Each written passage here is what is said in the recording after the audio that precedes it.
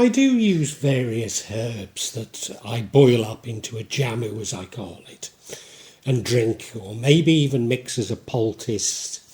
But above all, I'm a real fan of essential oils.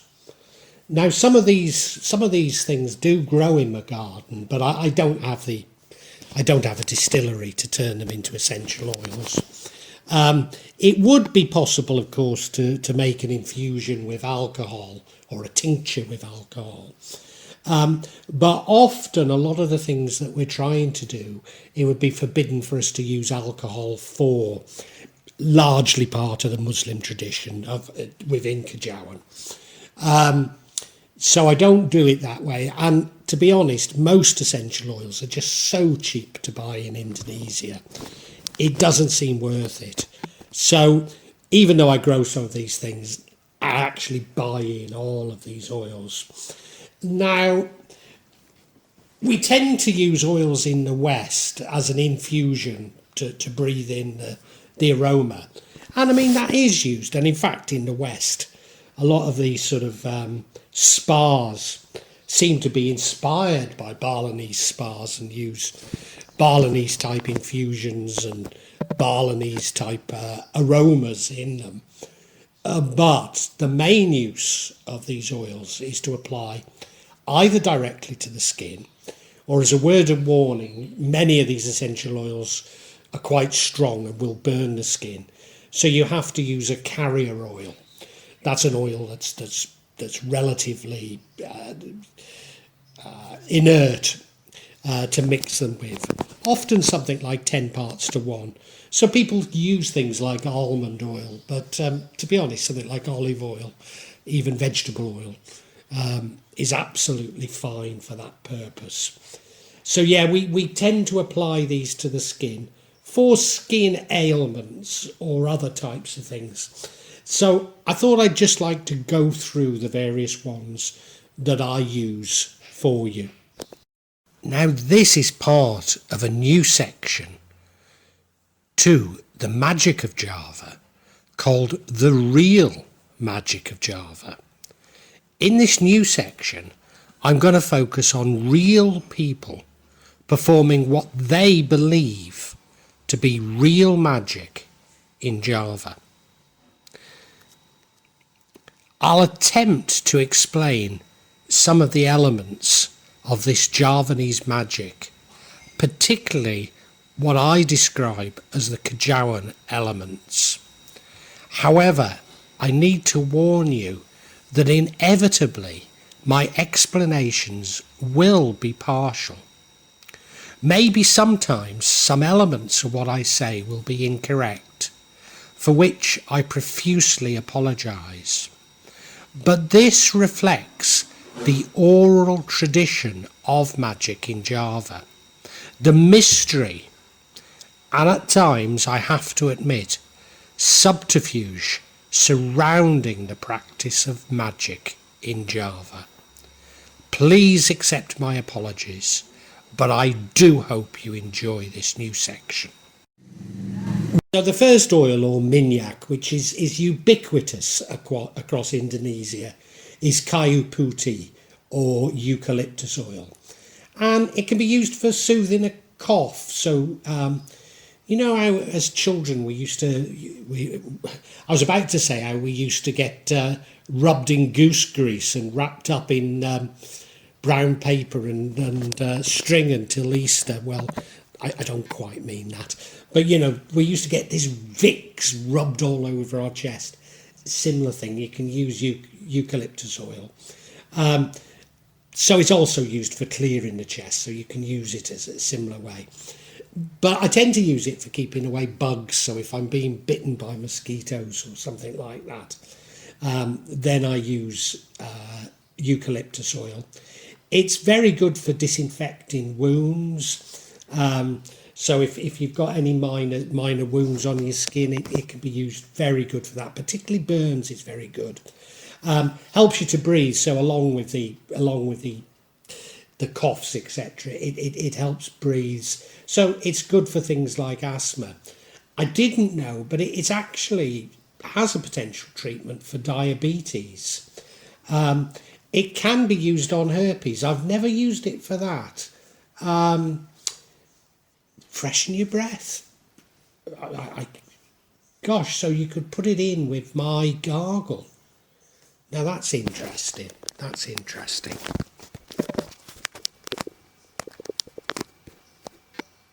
And one of the main uses I use it for is as an insect repellent. So particularly if I'm being troubled with mosquitoes, I put it on my skin, and it can indeed soothe the skin from it. So yeah, it's a bit of a catch-all that we use in Indonesia, but a very useful oil indeed. Now, I suppose rather similar to eucalyptus is tea tree oil. And I actually bought this in the UK when I was last there. You can get it in Indonesia. And it's used very much for skin care, particularly dry skin and eczema. But surprisingly, it can also be used for oily skin, itchy skin. It's a very good anti-inflammatory. So painful, irritated skins and swellings, infections, cuts and wound healing. Many years ago, I had my nipple pierced, and she dug rather deep to do it. It hurt like hell, and I've not heard anybody else who it hurt as much as me. And for a long, long time, I used tea tree on it as a sort of an antiseptic. Herb and scalp treatment. Promoting growth, treating acne, psoriasis.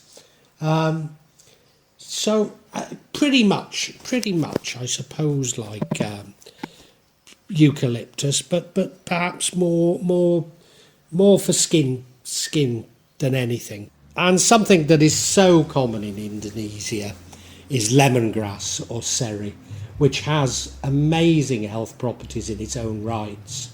Again, it's an antioxidant, can help actually scavenge free radicals in your body.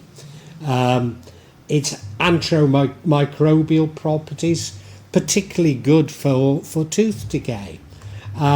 Anti-inflammatory properties, so may help with things like heart disease and stroke, may help with cancer,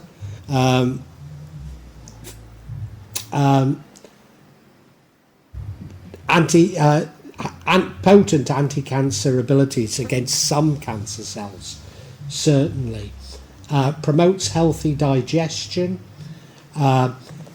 It's probably a diuretic, so it's probably quite useful for slimming. It reduces systolic blood pressure, although it may lead to a mild increase in diastolic blood pressure. It helps to regulate your cholesterol. Not only is it a natural diuretic, but it helps in terms of being a sort of a detox. So it can help with weight loss in many ways. And finally, it's used to relieve premenstrual syndrome, or is it stress? PMS, anyway. Yeah, it's helped for that. So it's helped for the menstrual cramps.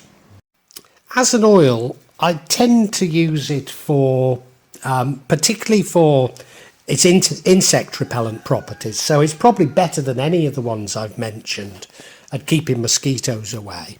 So absolutely excellent for that. And along with the two other oils we've just talked about, I'd use it for its antifungal properties for things like athlete's foot.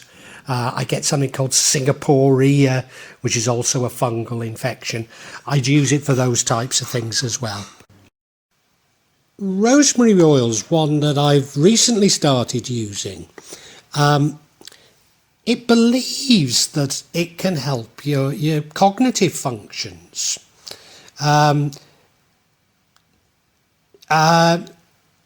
Helps you to focus. But what I really use it for is it stimulates health growth.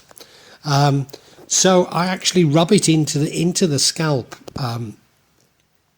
and it's as effective as anything you can buy over the counter. I mean, with me, all I seem to grow is baby hair in where the hair used to be, but it does stimulate. It does stimulate health growth. It can be used to decrease pain, particularly things like menstrual cramps and neurological pain. Again, it can be used to as a natural insect repellent. It lowers stress. It may help to lower the risk of Alzheimer's disease, lessens menopausal symptoms as well. But as I say, I put it on my head. And sometimes when I put it on my head, I mix it with, you can buy these peppermint, it's like peppermint crystals. It's concentrated mint. And I mix it with that, and it seems to work really well. Now, another oil or mignac that I've quite recently started using is thyme oil. And what I actually use it for is herpes. Now, I do, if I see herpes coming on, those little spots, I apply alcohol directly. But if it's getting bad and the spots are bursting, then I apply this thyme oil.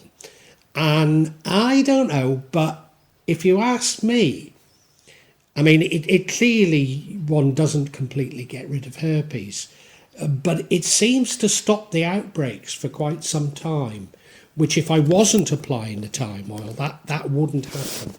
So it does seem to work. But other things that it's meant to do, it's meant to lower blood pressure and lower cholesterol. Can help you stop coughing. Now, people use the word boost immunity. I don't think you can boost your immunity. I think it's either compromised or not. But let's put it this way, it's good for the immune system. It's a very good disinfectant, particularly antifungal. So something I could use on my athlete's foot again. Pests don't like it, so you could use the oil around the house to get rid of pests, and of course it smells quite nice if you use it around the house. So and finally it helps your mood. So you know, I suppose putting it around the house is no bad thing, is it? Now, I'd like now to talk about neem oil. I know it's in Indonesian as mimba. It's also called the Indian lilac. I believe it's also very popular in in Nigeria, where it's known as the Dogonyara or Dogonyara tree. And I'll tell you what I use it for. I use it for cancerous moles. Now, I probably shouldn't be saying that I recommend it for this, so I'm only talking of my experience. But you know, when you've got those sort of cancerous moles and they seem to be growing, sometimes, and not always, I find the application of neem oil leads to them going away. Sometimes quite dramatically. So that's what I use it for, but I suspect I'm not allowed to say that. So the things that it is meant to do, well, it's an antifungal, it helps get rid of dandruff, also it can help hair growth. In fact, I did know that because I sometimes mix it with that rosemary or basil that I use. It can be used to treat dry skin. Fights the appearance of wrinkles, makes the skin more elastic, treating acne, fades scars. So that's, I suppose, like the moles that I talk about. Oh, and it can be used for athlete's foot as well. Now, something that I can't say is that it has been reported that it's been used in India to fight the current health problems. And what I must tell you is that these claims have been completely disproven. There's no way that it can be used as an alternative to these wonderful, wonderful alternatives that we're being offered from the West. And I really do want to emphasise that. Now, one of its other uses is for repelling bugs and insects from plants. So it's often sold in garden centres, and I buy that one. I buy that one because it's a lot cheaper than the medicinal one, and I've looked into it, and certainly from my supplier, it's exactly the same quality as the medicinal oil. One oil that I do buy in Indonesia, but amazingly it's actually more expensive than in the West, is witch hazel. And I actually use this for piles because it shrinks the skin. So I apply it directly to the piles and it shrinks them quite miraculously. But other uses are to treat acne, to soothe from razor burn. Oh, soothe chickenpox blisters. I wish I'd known about that when I had chickenpox. Soothe diaper rash, helps cuts and scrapes, reduce scars and stretch marks, to treat inflamed skin, help with varicose veins, which I suppose is very similar to using it for piles, help to treat dry skin, soothes tired and puffy eyes, getting rid of ticks. You can use it for house cleaning. Oh, also it can be used for herpes and as a deep scalp clean. So I probably ought to use it for more things than I do. And now I've got an actual oil, which is oil of clove, or minyak checker, as we call it. Now, as a child growing up in England, or in the 60s in England, we always had tincture of oil of cloves in our medicine cabinet. And it was taken for toothache. It was a very common remedy. You don't seem to see it now. Indeed, when I mentioned that I was using it to a dentist the last time I was in England, he thought it rather strange. But yeah, it used to be very popular, and it has somewhat sedative effects. And it can be used in cough medicines. It moisturises dry skin and helps with skin problems.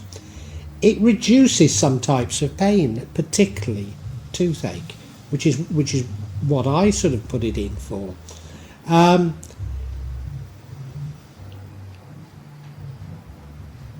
I've heard that it can be used for earache as well. It can be used for relieving the pain of bunions or warts. It soothes irritations, particularly something like poison ivy.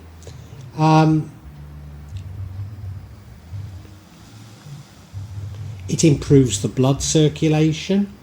It can be used as an insect repellent.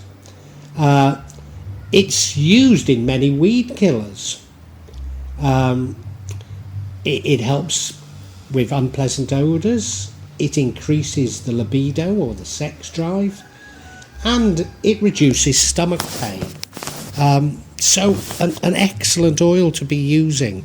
As I say, I use it largely for the toothache. Another thing that's very common in Indonesia is iodine. The proprietary brand is Betadine, and it's known as Betadine, although this is a different brand that I'm showing you here. Again, growing up in the 60s in England, I remember there was always iodine in our cabinets, and we'd use it for cleaning small wounds, scratches, irritations, that sorts of things. But it's got many uses. It can help with the thyroid glands and thyroid health, reduces goiters, managing the overactive thyroid gland, treating thyroid cancer, neurodevelopment during pregnancy. improving the cognitive function, improving the birth weight, treating fibrocystic breast disease, disinfecting water, of course, protection from nuclear fallout. I did know about that. And yeah, treating a whole host of infections, particularly minor Scots and scrapes. There are some negatives to it. It shouldn't be used on newborn babies. It can cause vomiting, diarrhea, fevers, stomach pains. You can ultimately get iodine toxicity, which leads to a coma. So I guess that's why we don't use it in the West like we used to. But you know, it's absolutely ubiquitous in Indonesia. Now, despite being Muslims, alcohol, particularly rubbing alcohol, is very, very useful in our health. So I always keep some alcohol in the house. It's a very good antiseptic, particularly a natural bacterial treatment. It helps prevent nausea, and it's a very good surface disinfectant. So at the time of this health crisis, you know, we're all going out, well, I don't, but the girls do, go out and buy these hand sanitizers, and all they are is alcohol with maybe some aloe vera in them. Of course, it's an anti-stringent, so it tightens the pores a bit like witch hazel does. It's actually a deodorant. It's good for evaporating water from the air. Very good for lineaments and muscle aches. Can be put into ice packs. You can use it for household cleaning, of course. So acne, fever, lice, you can use it for lice. What I tend to use it for is twofold. Well, I suppose twofold. The main thing is just cleaning cuts and abrasions. I say twofold, threefold. Cleaning cuts and abrasions. I would also use it for when I have an outbreak of herpes, just at the start. I can often dry it up immediately simply by using alcohol. Don't need anything else if I can catch it quickly enough.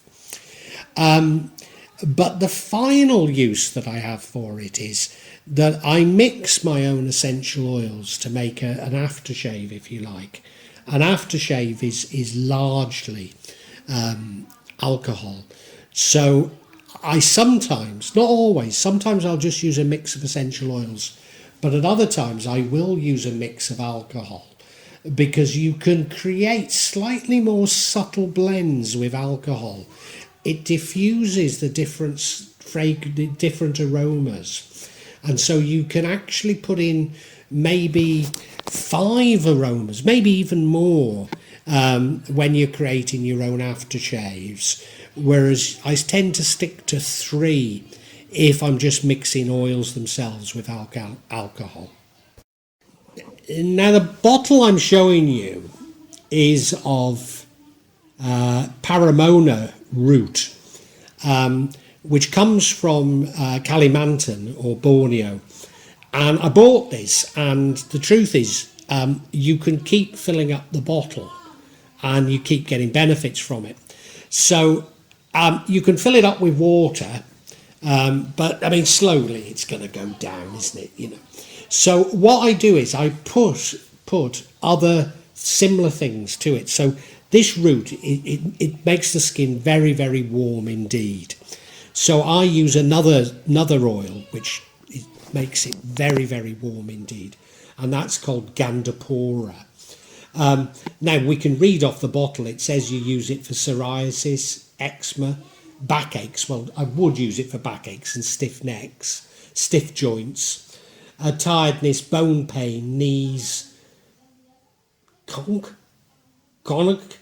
I think that's meant to be, rheumatism, rheumatoid and arthritis. Well, I definitely use it for that. Itching skin. If I've been bitten, say by a mosquito, and it's saying use it for mosquitoes, if I've been bitten and it's really itching, then I use this. And I've never understood if your skin just gets so hot you forget about the itching, or it really helps the itching. Can be, I suppose, in the same way, it can be used for sunburn, headaches and influenza. The main thing that I use these preparations for, well, no, I do use it. I do use it for rheumatism, but the main thing that I tend to use these for is often I will feel, and many times for years I thought I'd got a verruca, but it wasn't a verruca at all. Because I walk round often barefoot, I often can feel something coming up. And I don't necessarily mean when I'm outside, it's even when I'm indoors, something coming up from my feet. And let's just call it an entity, you know. I mean, I discuss these types of things at great length on this channel, so I don't want to get into exactly what it is. You might want to call it a jinn, you might want to call it a ghost or an entity, but I normally first feel them boring into my feet, as it were, and the moment I feel that, I put some sort of a hot oil on it, and generally speaking, that seems to take it away. Now, there are loads of different preparations you can buy, like Gandarpura, probably not as strong as not as hot as Gandarpura, to rub into your skin for similar things to the last one we've just shown.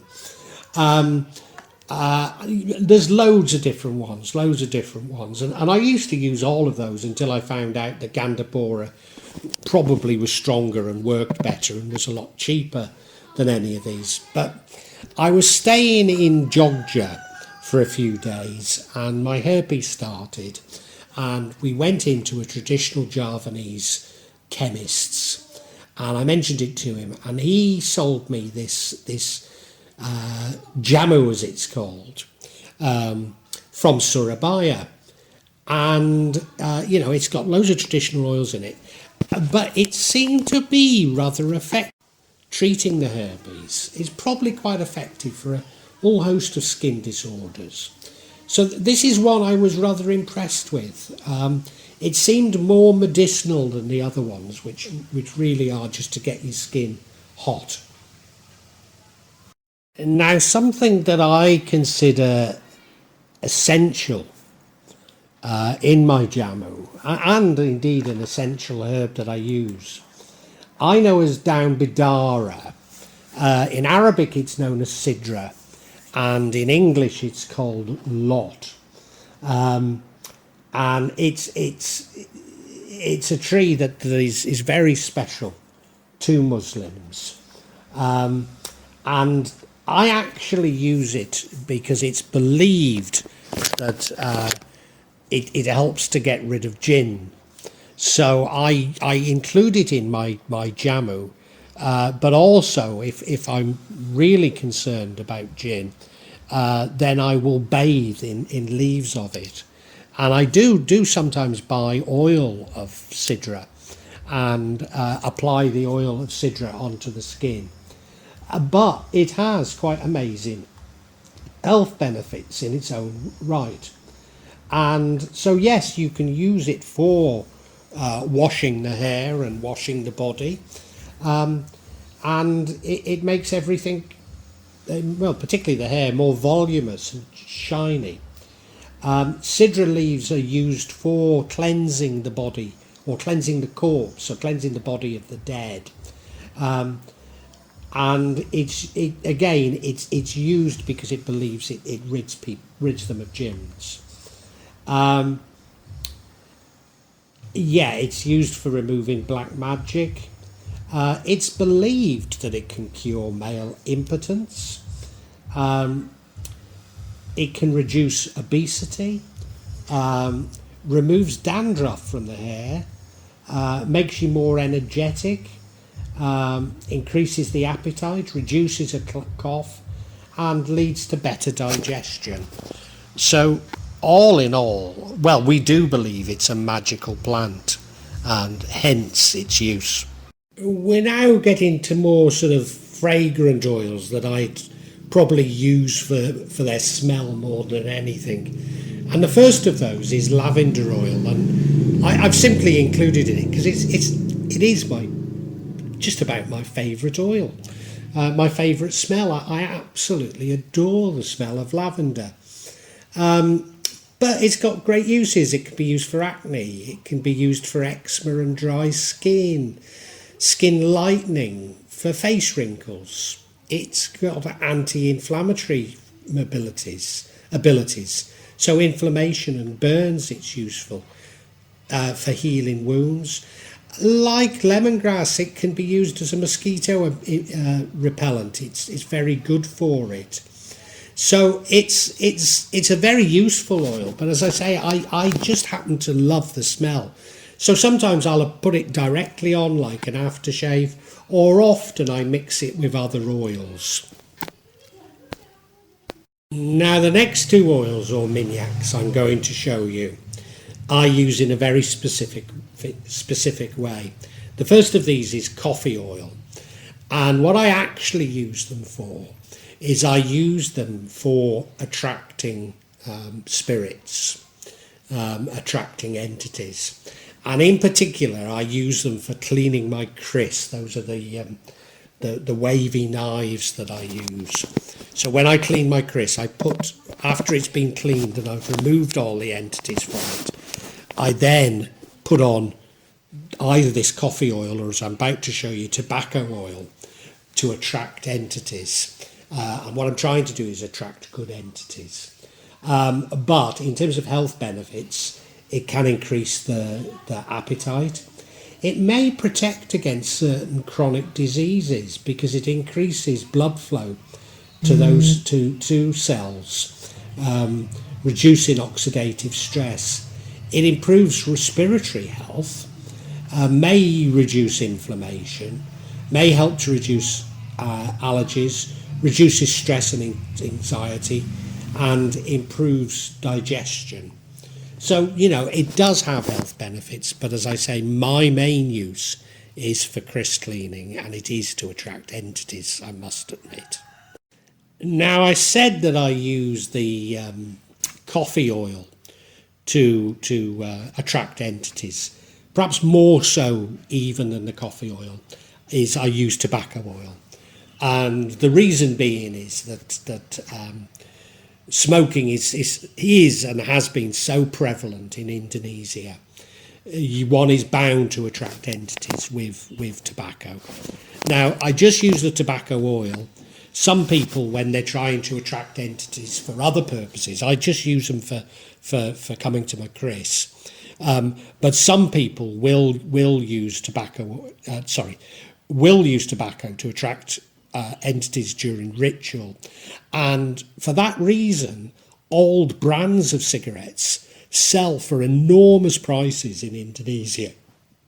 But tobacco oil does have some health benefits. It can aid toothache and help with ear problems. Like almost all of these oils, it helps with skin infections.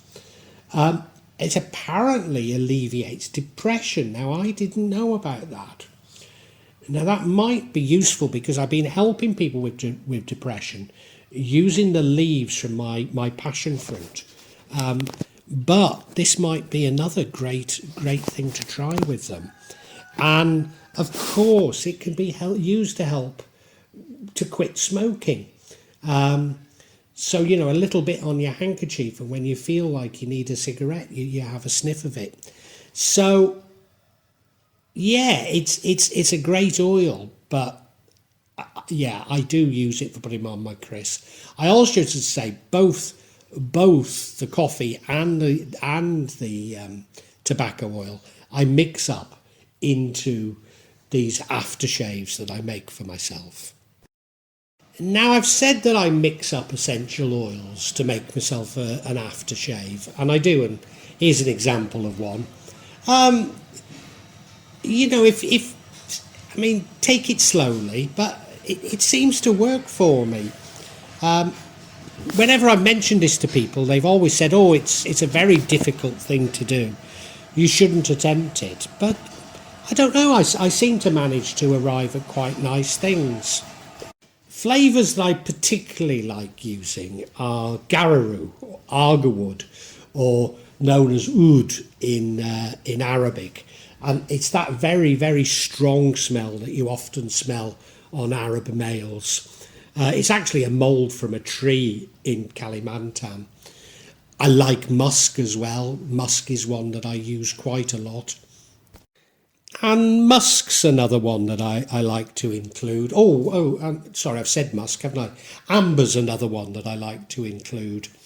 And, you know, I'll mix these together. I probably need something sweet with it. So I rather like sandalwood, which is very common here in Indonesia. Or if you want something sweeter still, then something like jasmine, which again is very common in Indonesia. And I sort of mix them together and play around until I've got something I'm happy with. We tend to use these to go to pray at the masjid. So in particular, we wouldn't put these mixes with alcohol. But if we want a more subtle aftershave for the evening, say, then I will mix them also with alcohol. In Indonesia, and often even outside the masjids, you can buy very, very cheap roll-on oils from the Middle East, even though probably many of the fragrances originate in Indonesia. And one of my favourites is this Al Hanjar, which I think must mean the dagger or something like that. And it's an oud-based oil, and it's very cheap, but it smells like it smells an awful lot better than anything I can ever make by myself, and it's very, very inexpensive. I've got here, but I mean this doesn't necessarily mean anything. Top notes are amber and bee honey. Heart notes are anise, rosemary, cashmere wood base. And notes are Moscow amber, woody notes, vanilla and oud. But yeah, it's a mixture of woody oriental spices. Very, very Arabic smelling, but I absolutely love it. Well, I really hope you've enjoyed this. Because these are real events, I can't say how regularly I'm going to be adding to this subsection, because I don't know how often they're going to occur. But I would imagine that they'll be at least every couple of months, maybe monthly. Now, if you'd like to know when that's going to be, please subscribe and hit the button, and you'll get information on when new ones are released. I'd love you to make comments and ask questions, and if you do, I'll attempt to answer them as honestly as I can. I promise you that there's no attempt on this channel or this part of this channel of me. There'll be no attempt by me at any type of subterfuge. I'll try to be as honest and open as I possibly can be. Inevitably, there will be some of you who disagree with my interpretation, and, we can agree to disagree. But what you're seeing is real stuff here. What I'd love you to do, if you enjoyed this, is look at my other sections. Particularly, I've written novels about magic in Java, and they contain much more information in them, especially me trying to understand the theories of magic, the psychology of it, and I try and intersperse them with a sort of spiritual dimension. Anyway, thank you so much for watching, and God bless you.